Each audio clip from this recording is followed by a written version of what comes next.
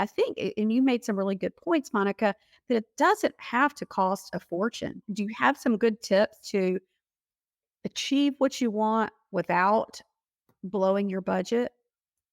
Yes, absolutely. So again, this design phase, right? I told you I bought a lot of things that were really ridiculously cheap because I went to garage sales, going out of business sales, clearances, thousands and thousands of dollars. And here is a counterintuitive tip for you, okay?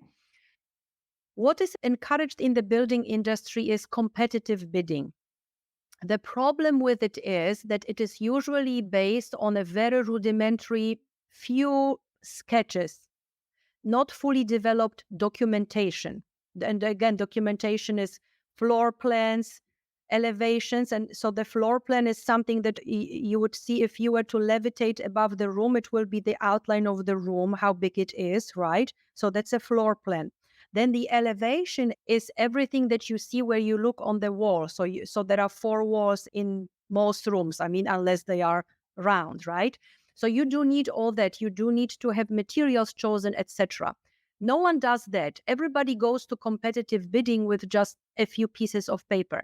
What are you communicating to the bidders that most that you care about is your budget, which is nothing wrong being vigilant with a budget. I will explain something in a second.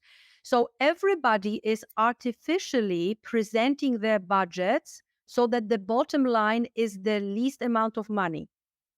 Very dangerous. What I am championing instead is for you to sort of date and interview as many contractors as you want, okay? To discover, first of all, whether there is chemistry, and your gut feeling is important, right? Is there chemistry and do you trust them? Then ask them to show you three of their projects and tell them to show you the most expensive, middle, and the least expensive project that they built and see if you like what they produced. And then share your budget. I know it's counterintuitive and I can just hear like what, the total protest, but share your budget with the team, with your contractor and the architect that should actually be hired at the same time so that what is being designed is being priced and verified. So it's priced for the budget checkup and it's also verified from the constructability standpoint. Okay. Do So, you have both of them there together at the same time? correct. So, let's say you are doing renovation of your apartment, which could easily be $100,000. Okay. You withhold 25% because there will always be at least 25%. There will always be surprises. And you withhold 15% at least when you are building a new home. So, going back to the example of $100,000 apartment renovation, and I mean like, gut renovation, stripping, moving things around, all that.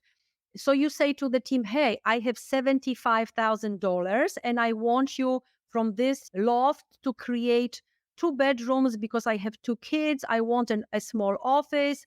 I like an open floor plan. So I would like the kitchen and the living room to be one room. And I do want a laundry room here and whatever it is. And then your team works together to create this project for you for the budget that you can afford. Otherwise, and also sometimes design professionals are pushing certain things they would like. So in a project here, when we were renovating and adding on to a new house, an architect wanted a cantilevered part of the house, of the second floor, so it hangs, right? But because contractor was involved in the process, in the pre-construction. So we talked about design. You are hiring your architect and a contractor in the next phase, which is pre-construction. Now they are hired. You've shared your budget with them. And the contractor was able to say, hey, yes, it looks sexy, this cantilevered part, but you just added $35,000 in structural steel.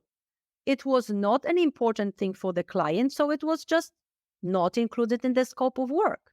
Mhm. And then, if you choose a general contractor, they are going to, once you have the full documentation with everything, because you made all these design decisions, then a general contractor having all the minutiae can competitively bid on your behalf with different subs. Different subs meaning no more than 3 bids from 3 electricians and 3 bids from a plumber and 3 bids from a painter. That's how you get the best price for your And do you always recommend three bids? at least.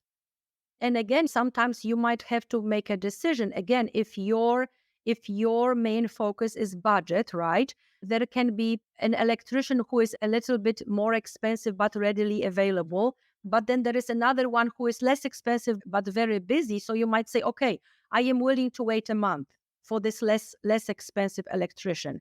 So again, there are the choices. And remember how we said, what is your main focus?